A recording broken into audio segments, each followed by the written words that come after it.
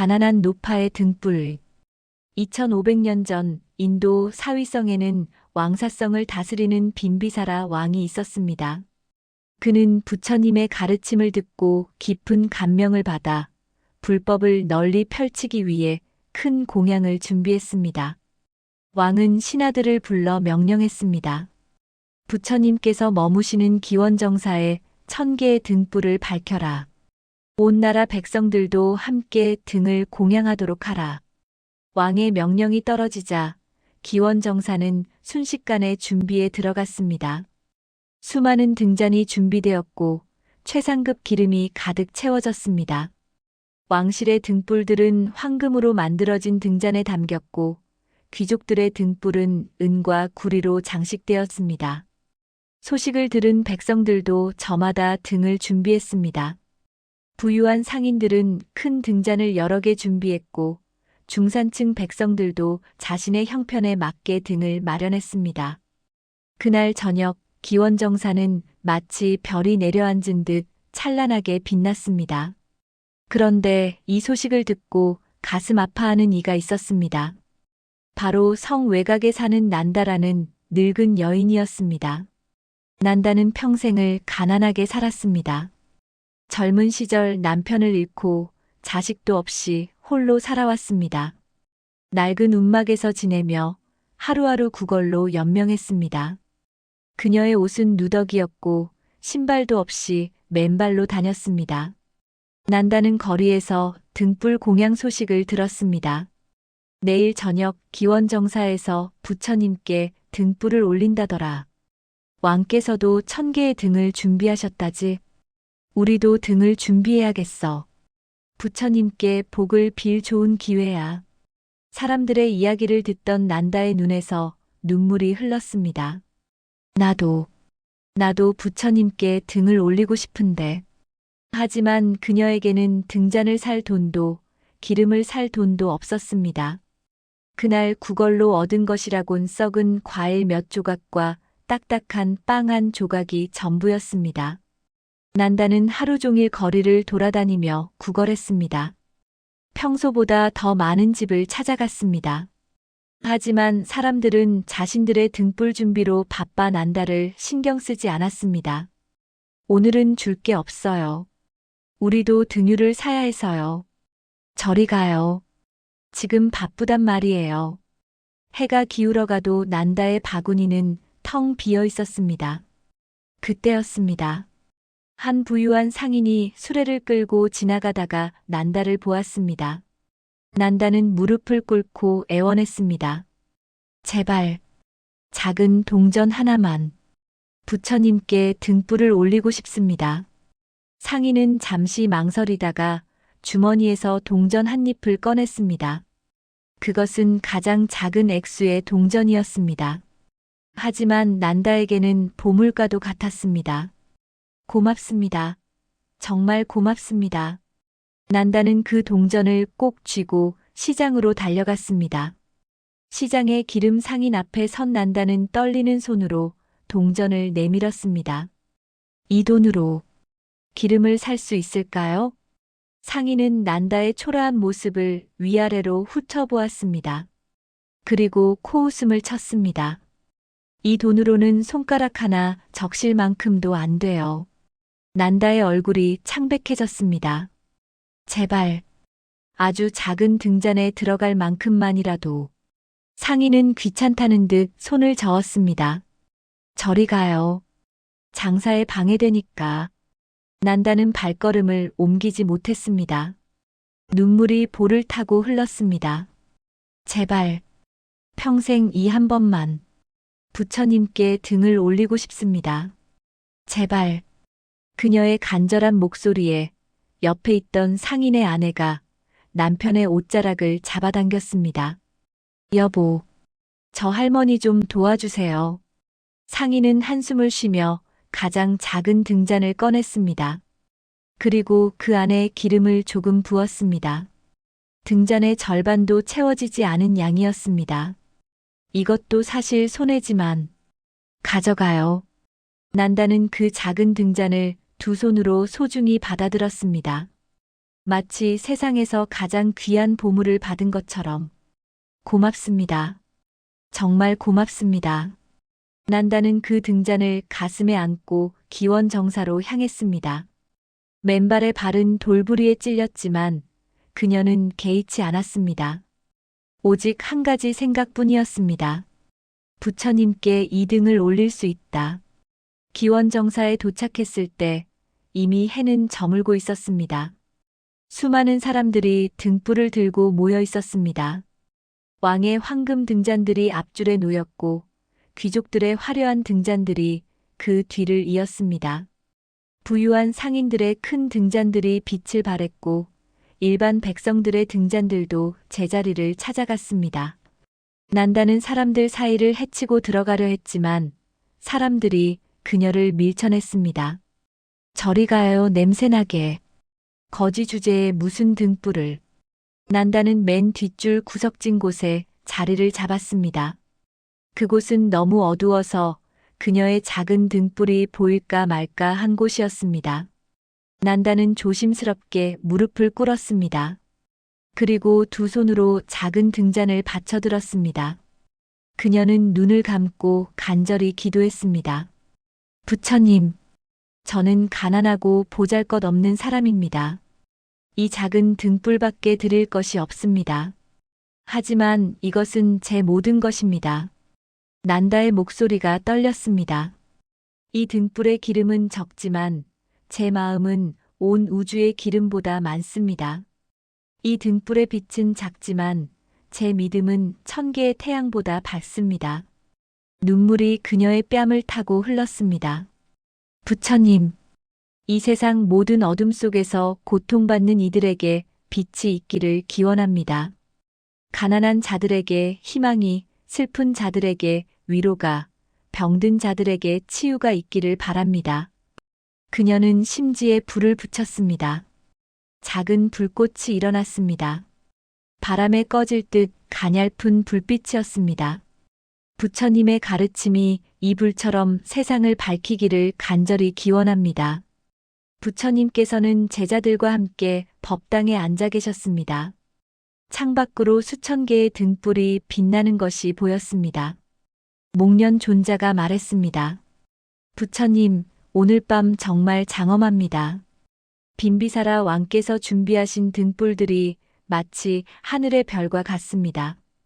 부처님께서는 조용히 미소 지으셨습니다. 목련아, 진정한 공양은 물질에 많고 적음에 있지 않느니라. 그때 아난다 존자가 물었습니다. 부처님, 그렇다면 무엇이 진정한 공양입니까? 부처님께서는 창밖을 가리키셨습니다. 저기 맨 뒤에 있는 작은 등불 하나가 보이느냐? 제자들이 고개를 내밀어 보았습니다. 수천 개의 화려한 등불들 사이 가장 구석진 곳에 작고 희미한 불빛 하나가 깜빡이고 있었습니다. 저 작은 등불 말씀이십니까? 그렇느니라. 저 등불이야말로 오늘 밤 가장 밝은 빛이니라. 제자들은 의아한 표정을 지었습니다. 부처님께서 말씀하셨습니다. 저 등불을 올린 이는 난다라는 가난한 노판이라. 그녀는 평생 모은 것이 하나도 없느니라. 오늘 하루 종일 구걸하여 겨우 동전 한 잎을 얻었느니라. 그 적은 돈으로 저 등불을.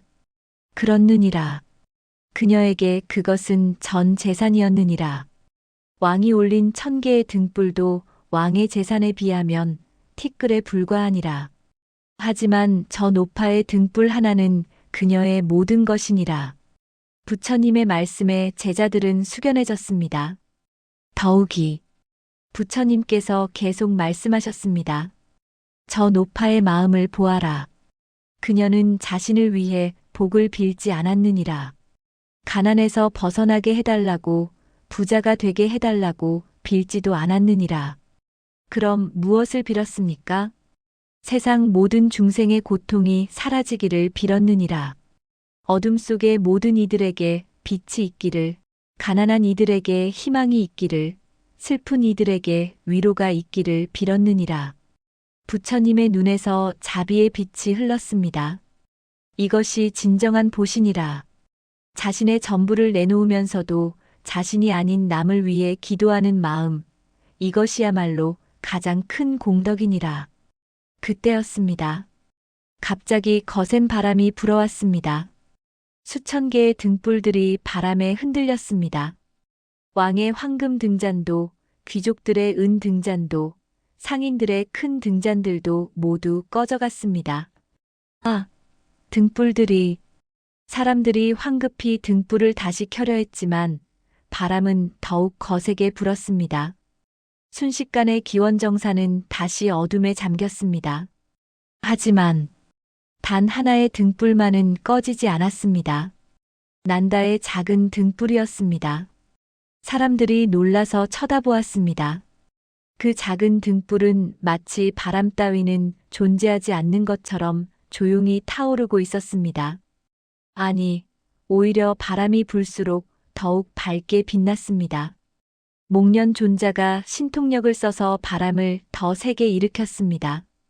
하지만 난다의 등불은 꺼지지 않았습니다. 아난다 존자도 사리불 존자도 신통력을 다해 바람을 일으켰습니다. 나무들이 뿌리째 흔들리고 기와가 날아갈 정도의 바람이었습니다. 그러나 그 작은 등불은 미동도 하지 않았습니다. 부처님께서 말씀하셨습니다. 그만두어라. 그대들의 신통력으로는 저 등불을 끌 수 없느니라. 어째서입니까, 부처님? 저 등불은 물질의 기름으로 타는 것이 아니기 때문이니라. 저것은 진심의 기름으로 타오르고 자비의 심지로 타오르며 중생을 향한 사랑의 불꽃으로 타오르는 것이니라. 부처님께서는 자리에서 일어나셨습니다. 내가 직접 가서 저 노파를 만나보겠노라. 제자들이 놀랐습니다.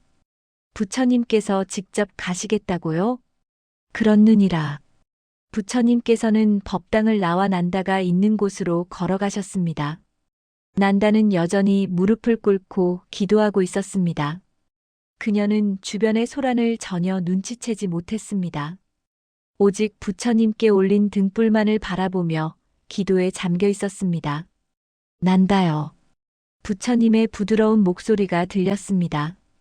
난다가 깜짝 놀라 고개를 들었습니다. 그리고 부처님을 보는 순간 눈물이 쏟아졌습니다. 부처님. 고개를 들어라, 난다요. 난다는 떨리는 몸으로 고개를 들었습니다. 부처님께서는 그녀의 앞에 무릎을 꿇으셨습니다. 그리고 그녀의 손을 잡으셨습니다. 부처님, 안 됩니다. 저는 더러운 거지입니다. 난다여, 그대야말로 오늘 밤 가장 깨끗한 마음을 가진 이니라. 부처님께서 말씀하셨습니다. 그대의 등불을 보았느니라. 작지만 온 우주보다 밝은 빛이었느니라. 그대의 마음을 들었느니라.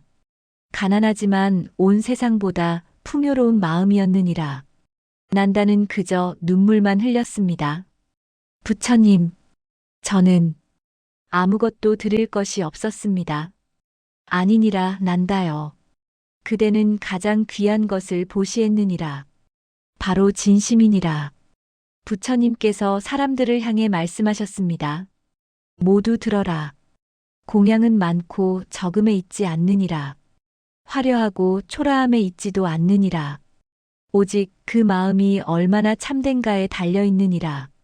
난다는 자신의 전부를 보시했느니라. 그것도 자신이 아닌 중생을 위해 기도하며 보시했느니라. 이보다 큰 공덕이 어디 있겠느냐?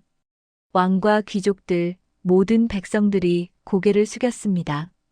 부처님께서 난다에게 말씀하셨습니다.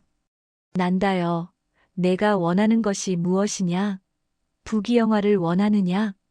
긴 수명을 원하느냐? 난다가 고개를 저었습니다.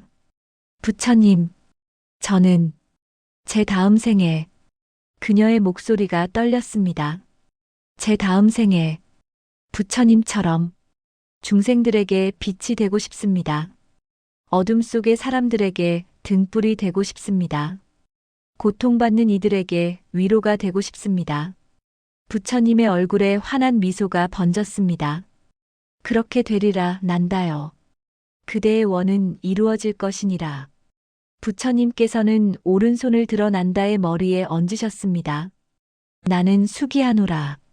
난다여, 그대는 수많은 생을 거쳐 공덕을 쌓아 마침내 부처가 되리라.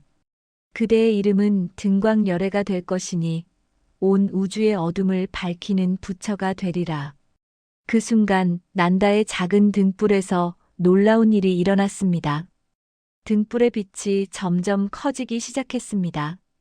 작은 불꽃이 점점 커져서 마침내 기원정사 전체를 밝혔습니다. 아니, 기원정사뿐만이 아니었습니다. 그 빛은 사위성 전체로 퍼져나갔습니다. 왕궁도 거리도 가난한 사람들의 움막도 모두 밝혔습니다. 빛은 계속 퍼져나가 온 나라를, 온 세상을 밝혔습니다. 사람들은 그 신비로운 광경을 보며 눈물을 흘렸습니다. 저것이 진정한 마음의 빛이구나. 물질이 아닌 정성의 빛이로다. 난다는 부처님의 발 아래 엎드려 눈물을 흘렸습니다. 부처님, 감사합니다. 감사합니다.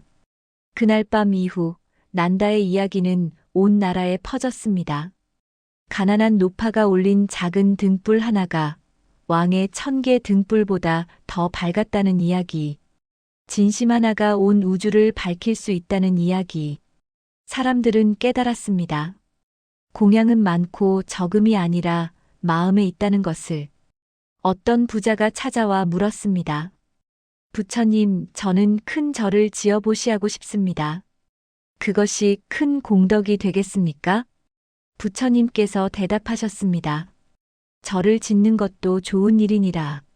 하지만 그보다 더 중요한 것은 그대의 마음이니라. 절을 지으면서 교만한 마음을 갖는다면 공덕이 아니니라. 작은 돌 하나를 놓더라도 중생을 위하는 마음으로 한다면 그것이 진정한 공덕이니라. 난다는 그 후에도 가난하게 살았습니다. 부처님께서 수기를 주셨지만 그녀의 삶은 겉으로 보기엔 변한 것이 없었습니다. 여전히 구걸을 하고 낡은 움막에서 살았습니다. 하지만 난다의 얼굴은 달라졌습니다. 언제나 평화로운 미소를 띠고 있었습니다. 사람들이 물었습니다. 난다 할머니, 부처님께서 수기를 주셨는데 왜 여전히 가난하게 사십니까? 난다가 대답했습니다. 부처님께서 주신 것은 부귀가 아니라 깨달음이었습니다. 저는 이미 가장 부유한 사람입니다. 왜냐하면 제 마음이 풍요롭기 때문입니다. 할머니, 힘들지 않으세요? 이 몸이 고생하는 것이 무슨 대수겠습니까? 제 마음은 항상 부처님의 빛 속에 있습니다. 저는 이미 가장 행복한 사람입니다. 난다는 거리에서 구걸하며 다른 가난한 이들을 만나면 말했습니다. 우리가 가난하다고 해서 부처님께 공양할 수 없는 것은 아닙니다. 진심 하나면 충분합니다. 할머니, 우리에게 무슨 진심이 있겠습니까? 있습니다. 부처님을 향한 믿음, 중생을 향한 자비, 이것이면 충분합니다. 이것은 돈으로 살 수 없는 것입니다. 어떤 가난한 청년이 물었습니다. 할머니, 저는 너무 가난해서 살기가 힘듭니다. 어떻게 해야 합니까? 난다가 대답했습니다. 가난은 몸의 일이지 마음의 일이 아닙니다. 마음이 가난하면 온 세상을 가져도 가난합니다. 마음이 풍요로우면 아무것도 없어도 부유합니다. 그럼 마음을 어떻게 풍요롭게 합니까? 나눔으로써입니다. 아무리 가난해도 나눌 수 있는 것은 있습니다. 미소를 나눌 수 있고 따뜻한 말 한마디를 나눌 수 있습니다. 남의 짐을 대신 들어줄 수 있고 슬픈 일을 위로해 줄 수 있습니다. 난다의 명성은 점점 더 퍼져나갔습니다. 왕비가 난다를 궁으로 불렀습니다. 난다여, 그대의 이야기를 들었소. 나는 그대를 궁에서 편히 모시고 싶소. 하지만 난다는 공손히 거절했습니다. 왕비님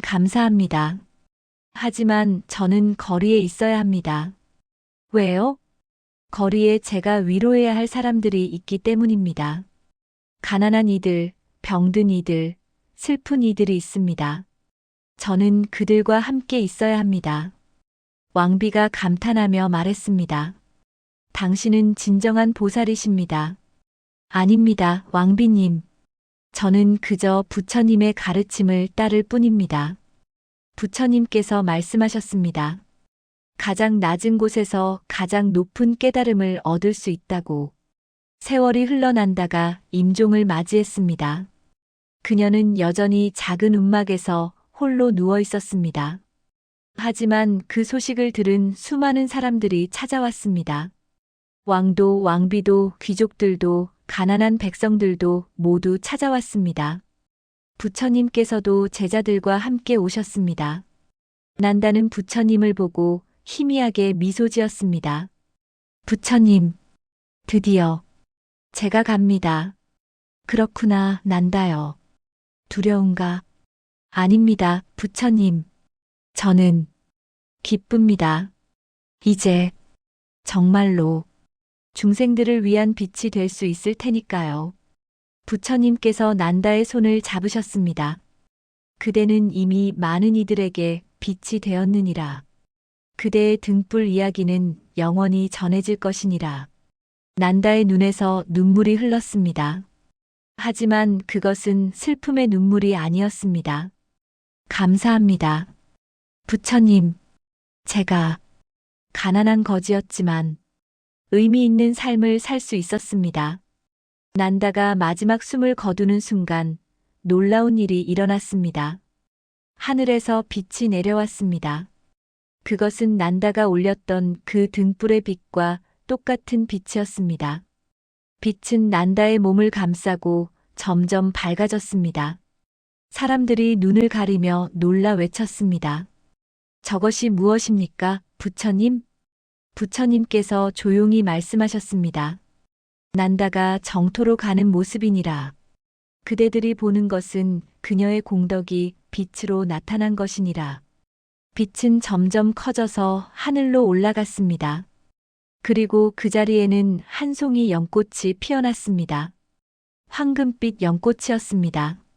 부처님께서 그 연꽃을 집어드셨습니다. 이 연꽃을 보아라. 진흙 속에서 피어났지만 더러움에 물들지 않았느니라. 난다의 삶이 바로 이와 같았느니라. 가난과 고통 속에서 살았지만 마음만은 항상 깨끗했느니라. 부처님께서는 사람들에게 말씀하셨습니다. 오늘 그대들은 위대한 가르침을 보았느니라. 난다는 물질적으로는 가난했지만 정신적으로는 가장 부유했느니라. 그녀는 자신의 전부를 보시했느니라. 그것도 자신이 아닌 남을 위해 보시했느니라. 이것이 진정한 대승의 마음이니라. 왕이 앞으로 나와 물었습니다. 부처님, 저는 많은 보시를 했지만 난다만큼의 공덕을 쌓지 못했습니까? 왕이여, 그대의 보시도 훌륭하니라. 하지만 그대는 자신의 재산 중 일부를 보시했을 뿐이니라. 난다는 자신의 전부를 보시했느니라. 여기에 차이가 있느니라. 그럼 저도 전 재산을 보시해야 합니까? 그것이 중요한 것이 아니니라. 중요한 것은 마음이니라. 적게 보시하더라도 진심으로 한다면 그것이 큰 공덕이니라. 많이 보시하더라도 교만한 마음으로 한다면 공덕이 아니니라. 그날 이후 난다의 등불 이야기는 전설이 되었습니다. 부처님께서 열반에 드신 후에도 제자들은 이 이야기를 끊임없이 전했습니다. 스승님께서 가장 사랑하셨던 공양이 무엇이었는지 아는가? 난다의 등불이었습니다. 왜 그렇게 사랑하셨을까? 그 속에 진정한 마음이 담겨 있었기 때문입니다. 수백 년이 지나도 수천 년이 지나도 이 이야기는 전해졌습니다. 가난한 사람들은 이 이야기를 듣고 위로를 받았습니다. 나도 가난하지만 진심만은 있다. 그것으로 충분하다. 부자들은 이 이야기를 듣고 깨달음을 얻었습니다.